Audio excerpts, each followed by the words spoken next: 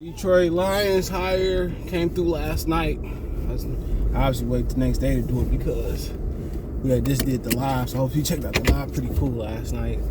I think the Malik Willis live we did last Friday was the best live we did so far this year. Shout out to Detroit Raw for jumping on with us. And who else was on with us? I think Mike hopped on with us for a minute. Did Aaron hop on? There was a few people on there. I can't remember what I did yesterday. But yeah, shout out to everybody who hopped on that Friday live. Shout out to the usual panel and Benjamin Foe and B. Taylor on the live yesterday. So yeah, me and Detroit Raw like to do some more stuff and make sure our schedules match. But yeah, they hired Ben Johnson as offensive coordinator. I think that was the right move, and I think that also might indicate that Dan Campbell may still be calling the plays in the Detroit. So check out Detroit Lions Talk playlist, thumbs up the video, share the video, subscribe to the channel, subscribe, hit the bell icon button, hit all notifications, increase your chance to get notifications. So yeah, they interviewed a few people. I can't remember most of the people they interviewed, but last night around 9:43 it came in on ESPN Plus app. The Lions hired Ben Johnson. Now Ben Johnson been with the team I think since like 2019. I think he might have been a tight ends coach. Then he got kind of a little upgrade to passing game coordinator, and you know, him and Dan Campbell put together a game plan that baby proof for Jared Goff. That's what it does. You know how you baby proof the house, fill the socket, and you know, cover all any sharp edges. That's what they did. And people think that's gonna translate to next year with Jared Goff. NFL make adjustments, okay? You know, they gon' so I don't know. People just saying what they point to what he did in LA. And my whole thing, and Aaron said it too. Aaron Choice said it that, you know, Sean McVay was telling him where to go with the ball at. So, I mean, I need to do something different or prepare. I think my thing is to prepare to do something different. Like I said before, if that's Ritter, if that's Carson Strong, I know I feel about Carson Strong. If that's Malik Willis, they need to prepare. They need to get one of those guys in, coach them up, you know, let Mark Brunell do his thing. Let whoever else we got, Mark Brunell do his thing. Let, you know, whoever else is Ben Johnson do his thing, and them build up Malik Willis behind the scenes for a year or two, and then, you know, let Jared Goff go. You don't have to throw him in right away. And I think if the Jets and the Jaguars had to do over again, they would do what the 49ers did and the Bears. They would continue to sit Zach Wilson, Trevor Lawrence, and Justin Fields and let them get a year. You don't have to do what the trend is in the NFL. You got to do what's best for your team. In Green Bay, you know, Jordan Love do take over. He sat for a couple of years. If he's successful or not successful is yet to be seen. Or if he play next year or not play, they're going to continue to get him ready to the best of their abilities or continue to move on. It's no problem with shooting your shot at a quarterback. Keep shooting it. You take Willis next year. Are you in position to get Bryce Young last year? Get him. It's too important. But with Ben Johnson, I think he's going to ease into play calling duties. You know, Dan Campbell probably going to keep calling the plays. He going to keep helping. He gonna be like Josh Gaddis was at Alabama with the head coach of Maryland. Shout out to Josh Gaddis for going to the University of Miami and doing his thing. And what I mean by that is he gonna help Dan Campbell put the game plan together. And while Campbell looking at special teams defense, you know, Ben Johnson gonna implement, you know, they system to the offense. He gonna be the leader of the offense, you know, co-leader with Dan Campbell. Really, he probably gonna run all the meetings for most of the day. Campbell sitting in there, and Campbell probably just gonna call the plays. That's exactly probably how it's about to go. So, you know, just because you ain't call plays don't mean you ain't leading the offense. You ain't managing the discipline and managing somebody coming in late. You ain't running the meetings. Just because you gonna call the play, that don't mean nothing. That don't mean nothing, bro. In my opinion, that means absolutely nothing. You know, calling the plays is calling the plays. John Harbaugh never called no plays. He's a special teams coach. People get caught up in calling plays. That don't mean you can lead men because you call the plays. That don't mean you can manage person. That's what coaching is about. It's like baseball, managing. That's exactly what it should be called more than coach. You managing. Head coach in the NFL should be called managers. You managing personality, discipline. It's like a team. It's like a manager, like a team leader. You managing personalities before you, and you managing special teams coordinator. You managing the special teams game plan for the week. or for the offseason, you're managing the defensive game plan of the week, you're managing the offense, you're managing with the general manager. It's merely a management job before you even call the plays. You got to know what's going on. And when you don't know what's going on the side of the football team, you're going to lose. When they call, 44 all-out blitz or something like that, or 44, they call it 44 for all-out blitz, and you just sitting there like, okay, you got to know what the defense is doing. And all that comes through the headset. You're like, no, Aaron, I think we should go ahead and, play cover 2 here. We should go ahead and show 44, but come out of it and play man-to-man or jump into a combination man-to-man zone or whatever. That's how it go. Because just because you don't call plays, like my man that got hired from the 49, from the 49ers to the Dolphins, that don't mean nothing. Can you manage?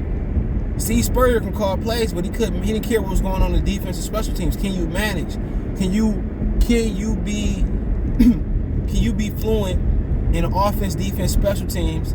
Can you know what they are talking about? And can you manage your man, lead your man, deal with personality, deal with discipline, deal with the front office, between being the cream and the Oreo, one side of the Oreo cookie being the front office, the other side being the team. That's what it's about. And like I said before, Ben Johnson could be prepped to be he could be getting prepped to be a coach in this league. Play calling, that's going to come.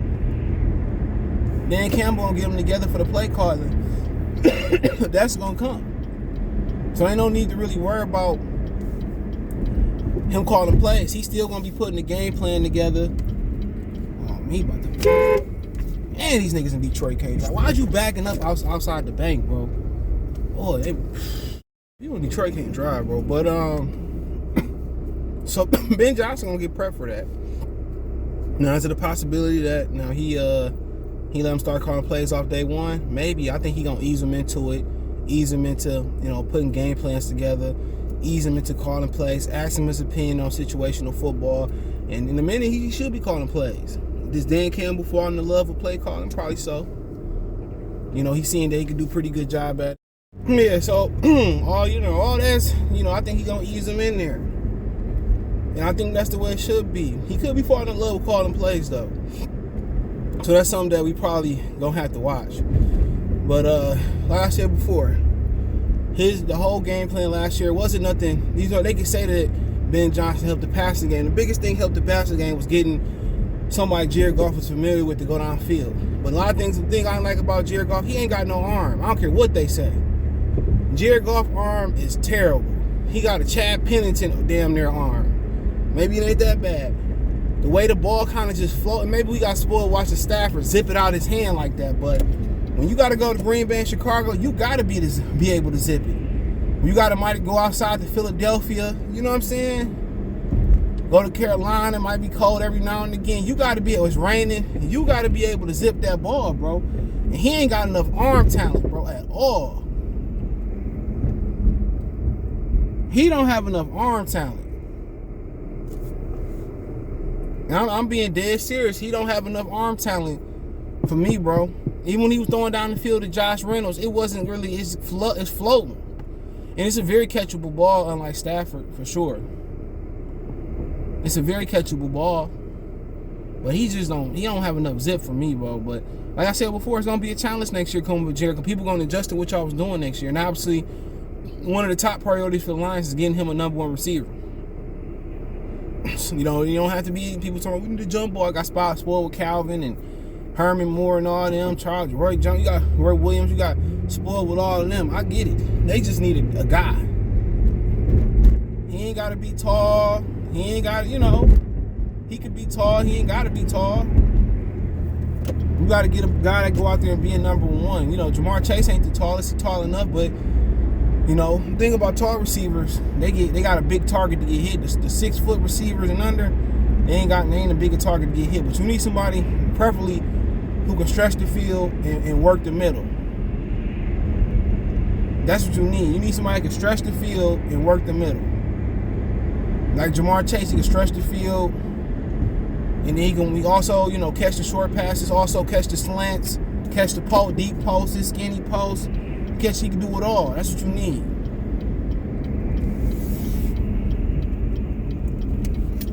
So we'll see, but they got to do something different with Jared Goff. It ain't too much else you can do.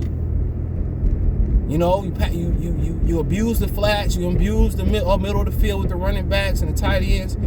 I mean, if you ask me, what could they do different? Use T.J. Hockenson in the seams more. Use him in the middle of the field on crossing routes. You know what I'm saying?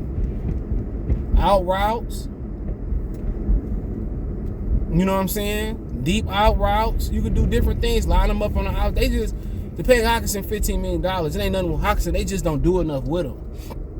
They don't make him a matchup nightmare. See what I'm saying? And there's so much more things they can do with him to stop him from getting doubled. So much more he could do with him. Lions get these tight ends that don't even be abusing them, bro. Like, that's my thing. They could, they just be terrible. So they can do a lot more with Hockenson alone. And with a true number one receiver, or number one receiver to be, they can do a lot more than what they're doing. Just look at their offensive coordinators. They just keep putting their tight ends on this little delayed bootleg. When the quarterback bootleg, they flare to the flat. They just be doing dumb stuff. Like, Ebron is a guy that get vertical. That's what Ebron do. Ebron gets vertical. That's the best attribute. But you got Ebron running drags and 5-yard hitch routes and flaring to the. But he not a timing pattern receiver. He's somebody that get north and south. He go deep post, corner routes, and that's how you got to use Hockenson too. You can use him on the ends and the little, crossing routes, but he needs some shallow. He needs some seams routes, seam to post. Whatever. Do some posts, some seams, you know what I'm saying? Some deep out routes. Use them.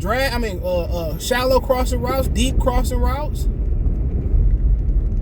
It's some things a lot of things they can improve on, bro.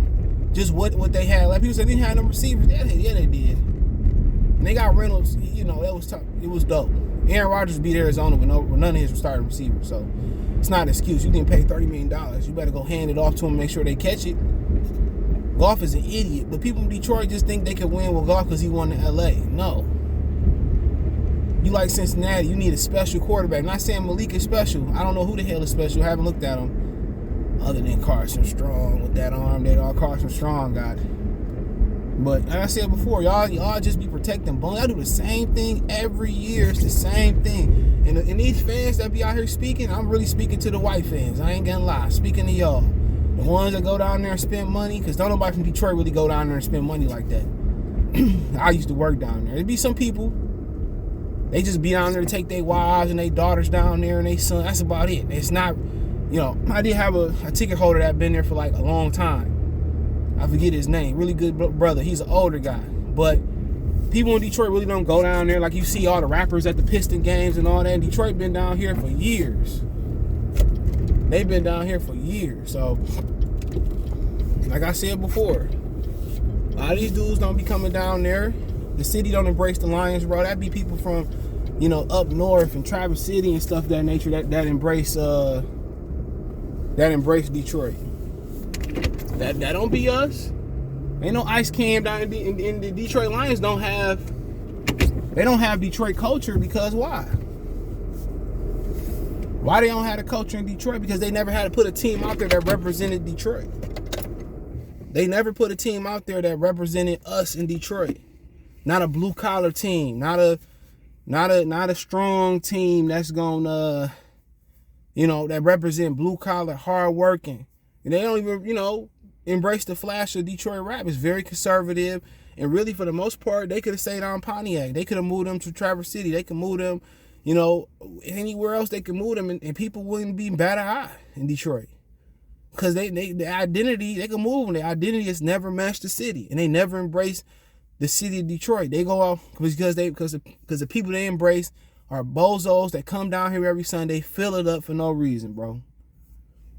No matter thick or thin, we didn't have one blackout this year, and they lost, 11 straight games, 10 straight games, or whatever it was.